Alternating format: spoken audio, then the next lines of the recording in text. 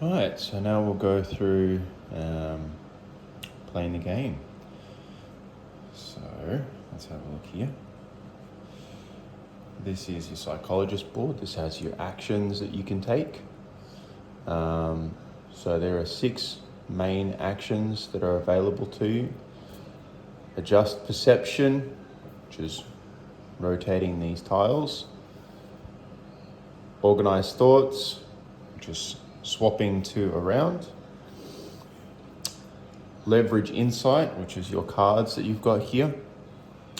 Playing one of these, if you've met the requirement that it needs to be played, then you can gain the effect.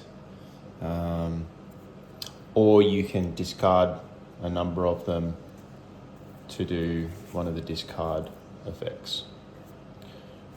Yeah. Refocus memories. So this is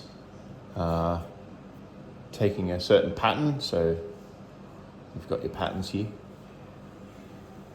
Taking one of these patterns based on where you are. I'll just explain that in a second. And picking that out of here and flipping all those tiles over to their other side. So just be careful when you're doing that, because flipping healthy tiles over to their unhealthy side causes you to lose patient trust, which can be not good. In actual fact, if you get to 0 or below on patient trust, that's game over. The patient leaves your care because they don't trust you.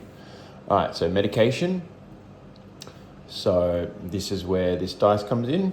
If you take the medicate action, you can roll the die. Blue side, you gain 2 trust, or one or 2 trust. And then you can, put this down. And then it sits here on this section of the board.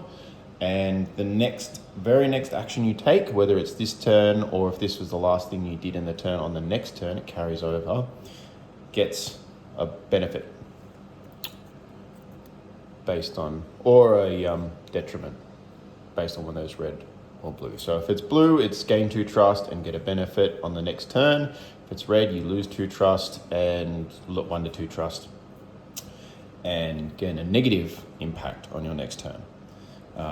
For the next action you take. So now to explain this last one here, just talk. So the reason this is a different color to the rest of them on this board here is because just talk, if you take it, it has to be the first and only action you will take this turn. This allows you to gain trust. It's one of the primary ways outside of medication, whereas this is a risk because you may gain, but you also might lose, or nothing might happen. Could be a wasted turn. You're guaranteed to gain trust if you just talk to the patient, and you get to get insight cards. So you draw 2 and you keep 1.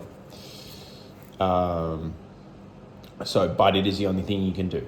So in the beginning of the game, in the early game, not a bad thing to sort of get yourself going, potentially open up a few things. Here, gaining trust, obviously. More trust, the more techniques you can use with your patient, because they're more willing to work with you, you see. That's what that represents. Okay, so this top bar here, the session. So as you progress through your sessions, you have these markers here. So when you take these 3 actions key off of your approach. So adjust perception. Within the first 3 sessions, you're only able to select 1 tile and rotate it 1 space. So that's for adjust perception and organize thoughts. You can only select 1 group of 2 and swap them in this early session. And then as you progress, you can select more and more tiles. Obviously, like I said, these can affect and boost what you can do. And refocus memories keys off these patterns here. So in the early sessions, it's a very broad, so you're kind of broadly refocusing their memories. So that's what this is all meant to represent, is the fact that when you start out in your sessions, you are being very gentle with the patient. they've not got a lot of trust in you, and you're also trying to figure them out. So you're just being as broad as you possibly can, and doing as little as you can to sort of like offset them. And then as you progress, you can get more and more targeted with what you're doing, and you can do more and more things. Like you can sort of push them a little bit further. Now, speaking of pushing, you start the game with only one employment token, and then as you earn trust, you get more. But you can always, if you wish, push the patient. So that's what this red cube is here for. So you can push the patient past what they're really comfortable with. So to represent that, you immediately lose 2 of their trust, which in the beginning of the game would lose you the game. So it's not really an option to start off with. So it's showing that anyone who's a good psychologist really would not push their patient on the first couple of sessions. But you can take this and you get an extra action. You can employ one extra technique by using it. And this also breaks a certain rule that I'm about to discuss. So you may have noticed that there's only ever one space here. That means you can only ever take employ this technique once in any given turn. So if I take the adjust perception, that's the only time I can take it. I can't take it again in that turn. If I had higher trust, for instance, and I had more employment tokens, I couldn't come here and do it again. I'd have to pick something else to do. So, but push the patient breaks that rule. So that's the other reason that you might want to use it. It may not be even for the extra turn. You might have other employment tokens here, but available to you, but you really need to use one of the techniques twice. So you can push them to do more of that technique than they might be comfortable. So it costs you the trust, but then you can do that again. So ultimately, you might push them to a breakthrough that you wouldn't have been able to otherwise. So it's like it costs you a bit of their trust, but by getting them past line, it might help them heal quicker. So it might be worth it. It's generally something you start doing later game. Right, so that's the actions covered in an overview. Yes, I think that's everything I need to discuss. So yes, as you go, you earn trust. So this progresses forward. That's what this mark is for. As you move through your sessions or your turns, you progress this forward. This opens up more things here. Yeah, I think that's it for the overview of the actions. I guess that's what I need to discuss. The goal. So the goal of any treatment is to have a healthy patient at the end of it. So the premise of the game is that this is a court or a government mandated patient, so to speak. So they're getting assistance through the government. And because of that, you've got a limited amount of sessions that you are allotted to be able to help this patient. So in this instance, 16 sessions is all you have to help this patient before their funding is exhausted. That's kind of to represent, like I said, my experience with therapy and stuff like that is that it's quite expensive to do on your own. And I am in Australia, so I guess we have different setups. I don't know what the US setup is with this sort of thing, but here we have availability of government subsidized assistance if you are deemed to need it to be able to be healthy and function. And so, you know, you've got this time there, but it's sort of limited. So there's sort of, the psychologist has to sort of work within that time frame because you don't have the ability to afford their sessions on your own necessarily. So that's where this has come in.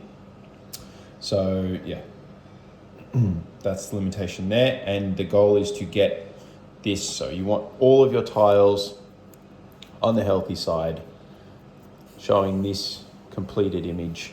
So everything in its correct place, correct orientation on the right side up. That is how you that's what represents a healthy patient. So you need to get to this image here to win the game within the 16 sessions. Now, the way you lose is if at any point trust from your patient's trust is 0 or below, they will leave your care.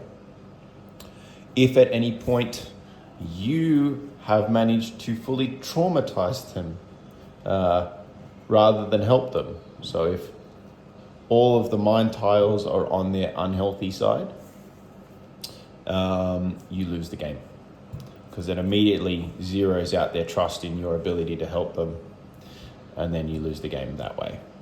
Let me just check my rule book here to make sure I've covered all of the win-loss conditions, I think, that you need to know.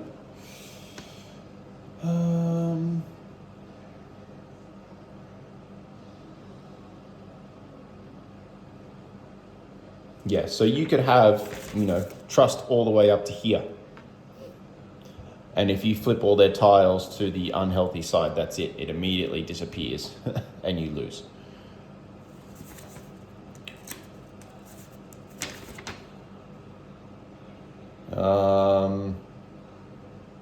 Yeah, there is a little bit of a kind of continuation mechanism as well, where it's got ongoing treatment required.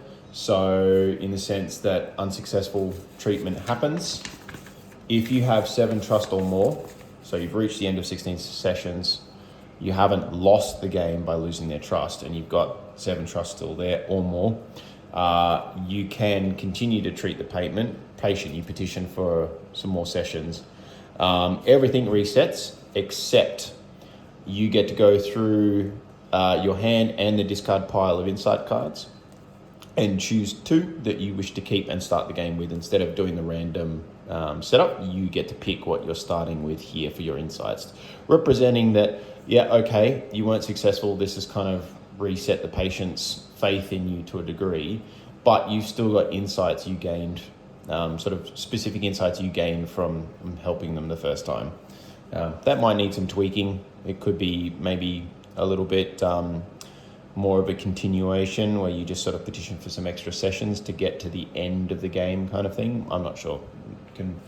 That's something that I'm looking at tweaking there. But that is everything you need to know to play the game. Anything else you might need to know, I guess I can cover as we do a bit of a playthrough. If anything comes up that maybe wasn't covered in this, I'll try and discuss as much as I can as I go and why I'm making certain decisions and doing things a certain way. All right.